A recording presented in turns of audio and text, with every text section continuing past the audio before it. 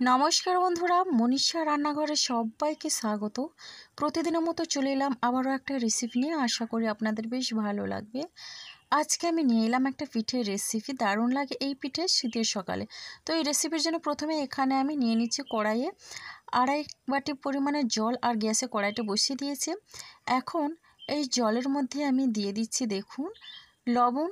তো এখানে স্বাদ অনুসারে লবণটা দিচ্ছি, যেহেতু মিষ্টি জিনিস একটু লবণ দিলে বেশ ভালো লাগে। হাফ চামচ পরিমাণে দিয়ে দিলাম চিনি।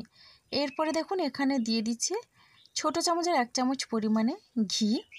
এবার আপনারা চাইলে ঘি কিংবা এখানে সাদা তেলও দিতে পারেন, আমি কিন্তু ঘিটাই দিলাম। এবার ঘিটা দিয়ে বেশ ভালোভাবে মিশিয়ে নিচ্ছি। সঠিকভাবে জলের পরিমাপটা দিলে কিন্তু এই পিঠেটা বেশ ভালো হবে। এবার দেখুন জলটা ফুটে উঠেছে, জলটা এইভাবে ফুটবে, তো তখনই কিন্তু এখানে সুজিটা অ্যাড করতে হবে। তো সুজি দিয়ে কিন্তু এই পিঠেটা আমি বানাচ্ছি। তো দেখুন বন্ধুরা, জলটা বেশ ভালোভাবেই ফুটছে, আর এখানে আমি দিয়ে দিচ্ছি সুজি। তো এক হাতে এরকম সুজি দিতে হবে, আর অন্য হাতে কিন্তু খুন্তিটা এইভাবে ঘোরাতে হবে।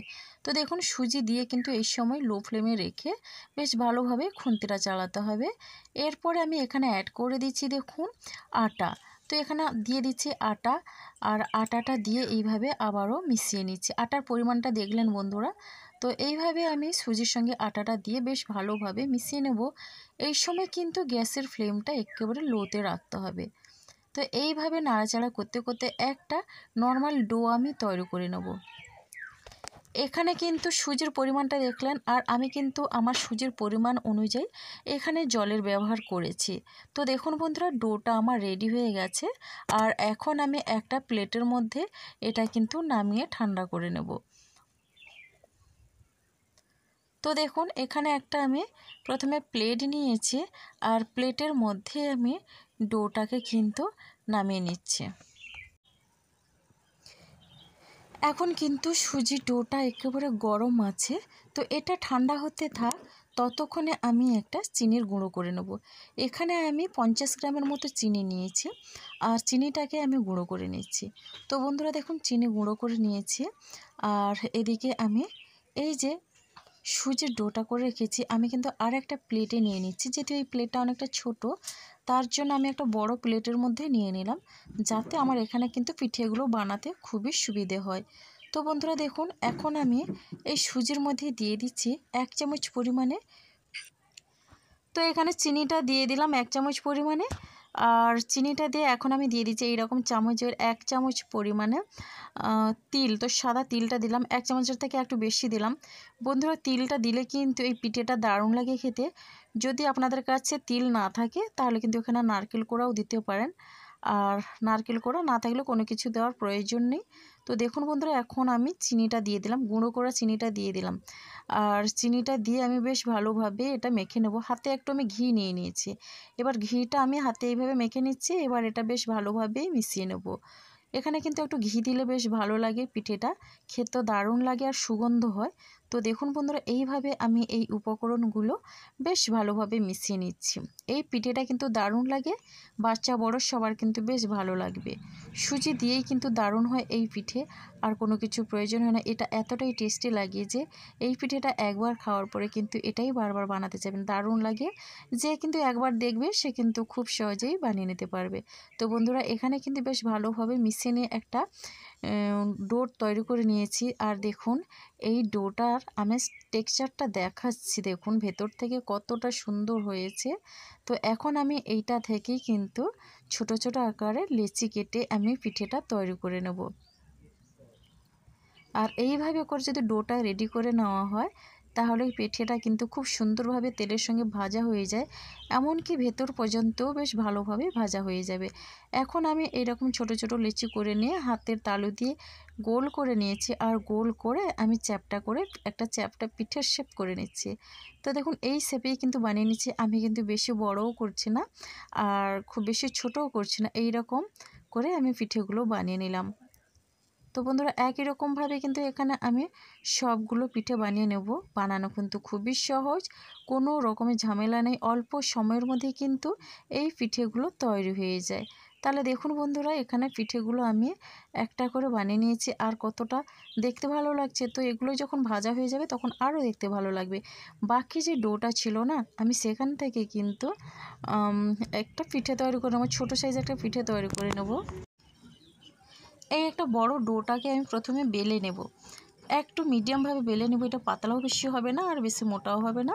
তো এইভাবে করে বেলে নিয়ে এখান থেকে দেখুন বন্ধুরা, আমি নিয়েছি একটা এখানে বোতলের ঢাকনা নিয়েছি। তো এই বোতলের ঢাকনা দিয়ে কিন্তু আমি এখান থেকে একটু ছোট ছোট শেপে কেটে নেব। তো ছোট ছোট পয়সার মতো করে কেটে নিচ্ছি বন্ধুরা। এখানে আপনারা চাইলে বড় কিছু দিয়ে কাটতে পারেন, তবে ছোট ছোট জিনিসও যেমন ভালো লাগে সেরকম ছোট ছোট খাবারও বেশ ভালো লাগে। তো দেখুন বন্ধুরা, খুব সুন্দরভাবে কিন্তু এগুলো আমি তৈরি করে নিচ্ছি। আর দেখুন বন্ধুরা, এখানে কিন্তু প্রথমবারে আমি এই পিঠের শেপগুলো নিয়ে নিয়েছি। আর এখন এই যে বাকি যে সুজির অংশগুলো সেগুলো কিন্তু আমি এইভাবে তুলে নিচ্ছি। এগুলো কিন্তু আবার গোল করে আবার বেলে কিন্তু আবার এরকম ছোট ছোট পিঠে তৈরি করে নেব। তো দেখুন বন্ধুরা, ছোট ছোট পিঠেগুলো কতটা সুন্দর লাগছে। আর এইভাবে করে আমি এখানে আরও কিছুটা বানিয়ে নেব, এই যে বাকি সুজির অংশগুলো বাদ গেল সেইগুলো দিয়ে। তো দেখুন বন্ধুরা, আমি এটাও বানিয়ে নিলাম খুব সুন্দরভাবে। এখানে কিন্তু আমার সবগুলো বানানো হয়ে গেল। এবার আমি কিন্তু ভেজে নেব। তো আগের থেকে গ্যাসে একটা আমি কড়াই বসিয়ে দিয়েছি, আর কড়াইয়ে দিয়ে দিয়েছি তেল। তো এখানে আমি সাদা তেলটা দিয়েছি। তেলটাকে বেশ ভালোভাবে গরম করে আমি প্রথমে বড় সাইজের যে পিঠেগুলো বানিয়েছিলাম সেগুলো দিয়ে দিলাম। আর এই তেলটাকে বেশ ভালোভাবে গরম করে নিতে হবে, উল্টে পাল্টে একটু লাল লাল করে ভেজে নেব। পিঠেগুলো কিন্তু আগের তুলনায় অনেকটা ফুলকো হচ্ছে যখন আমি তেলের মধ্যেই দিচ্ছি।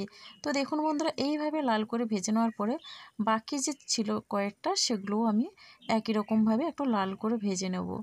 বন্ধুরা, রেসিপি ভালো লাগলে লাইক, শেয়ার, কমেন্ট এবং সাবস্ক্রাইব করে আমার পাশে থাকবেন। নতুন বন্ধুরা এখনও যারা চ্যানেলটিকে সাবস্ক্রাইব করেননি, প্লিজ সাবস্ক্রাইব করে পাশে থাকা বেল আইকনটি প্রেস করে নোটিফিকেশান অল করে দেবেন, তাহলে কিন্তু সবার আগে আপনারা আমার নোটিফিকেশান পেয়ে যাবেন।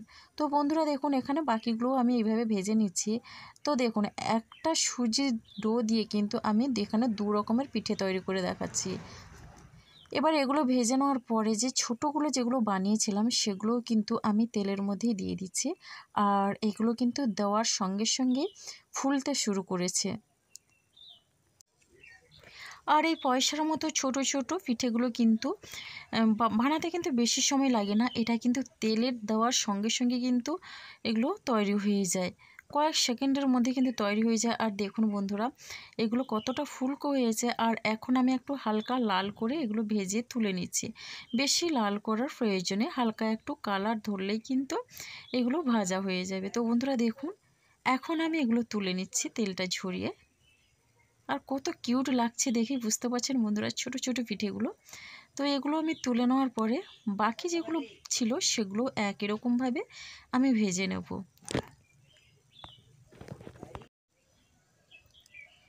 তো বন্ধুরা দেখুন, বাকিও একই রকমভাবে হালকা লাল করে আমি ভেজে তুলে নিলাম।